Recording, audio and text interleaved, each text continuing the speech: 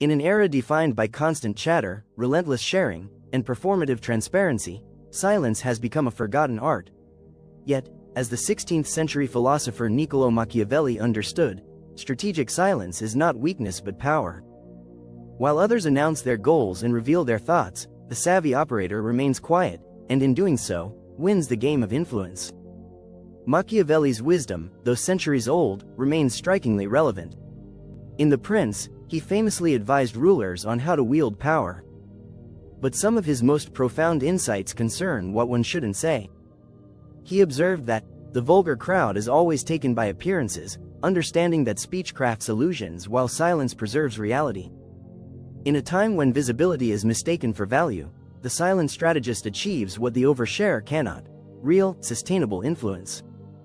The hidden cost of words in Machiavelli's turbulent world: careless speech could lead to death. Today, the stakes are different but the risks remain. Unnecessary speech often undermines credibility, freedom, and authority. When you declare a goal or opinion too early, you bind yourself in the eyes of others. Any future pivot is seen as inconsistency. Silence, by contrast, maintains flexibility. Speech also exposes thought processes, giving others insight into how you think, plan, or decide. This can be exploited by rivals or opponents. And, perhaps most importantly, speaking too much erodes mystique.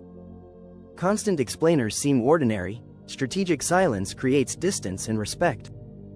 The colleague who speaks at every meeting loses impact over time. The social media friend who overshares becomes predictable. The leader who responds to every criticism gives their detractors too much credit.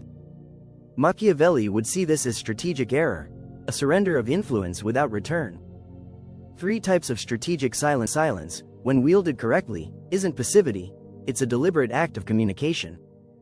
Machiavellian silence manifests in 3 forms. 1. Information gathering silence. The wise man does at once what the fool does finally, Machiavelli wrote.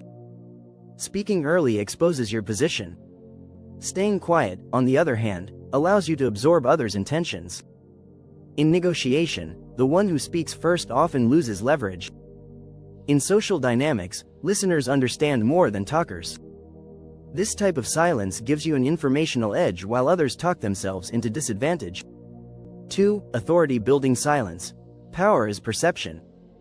Those who speak selectively create an aura of confidence and importance. Humans naturally fill silence with assumptions, often positive ones. The CEO who makes short, decisive remarks commands more respect than the junior who overexplains. The confident leader chooses when to respond and when to remain above the fray. Silence, in this case, reinforces strength. 3. Ambiguity-preserving silence. Sometimes, vagueness is a virtue. Ambiguity allows different audiences to project their own meanings onto your position, helping you appeal broadly without alienating. Politicians master this when they issue broad statements that resonate with multiple groups. Leaders do the same when sharing vision without locking into rigid plans. This isn't about deception, but strategic flexibility. The psychological impact of silence also carries powerful psychological weight. Humans are uncomfortable with gaps in conversation. Silence triggers projection. People imagine what you might be thinking, often revealing more about themselves in the process. Skilled negotiators use this to their advantage, letting silence draw out concessions. Furthermore, silence subtly shifts the power dynamic. Those who speak least appear more confident. Job candidates who ask thoughtful questions often fare better than those who dominate the conversation. In conflict, quiet listeners command more respect than emotional arguers. Silence, when used wisely, projects authority. It also creates mystique. Machiavelli noted that men judge more by the eye than by the hand, meaning perception often trumps reality. The person who shares little seems deeper, more competent, more powerful, regardless of actual ability. Transparency may feel authentic, but it often diminishes perceived leadership. The trap of transparency. Modern culture prizes openness, but this can be a trap. The call to be authentic often leads to oversharing. In professional life, it results in revealing ideas before they're ready or exposing negotiation strategies. In personal relationships, it can mean sharing vulnerabilities prematurely or making promises too soon. Machiavelli warned against binding oneself to past words. Flexibility is crucial, and excessive disclosure limits it. His approach wasn't dishonest, it was disciplined. He advised, never give away for free what could be used strategically.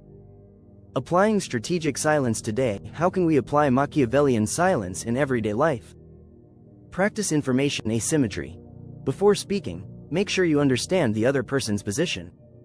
Ask more than you declare. In meetings, negotiations, or casual conversations, let others reveal themselves first. Maintain strategic ambiguity. When clear answers aren't required, leave room for interpretation.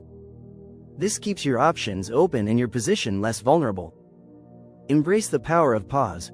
Resist the urge to fill every silence. In tense moments, your calm quietness speaks volumes. It's during silence that others reveal their insecurities, and you maintain your advantage. The strategic whisper. Machiavelli didn't suggest silence for its own sake. He understood that selective speech is more impactful than constant commentary. Those who say less are heard more. Their ideas carry more weight. Their positions spark more curiosity. In a world obsessed with speaking, they win by listening, observing, and acting with intent. Ironically, the most skilled practitioners of Machiavellian silence are often invisible. While the loud make headlines, the quiet achieve their goals under the radar. That's the genius of silence. It works quietly, but decisively. In the age of oversharing, the ultimate power move is knowing when to shut up.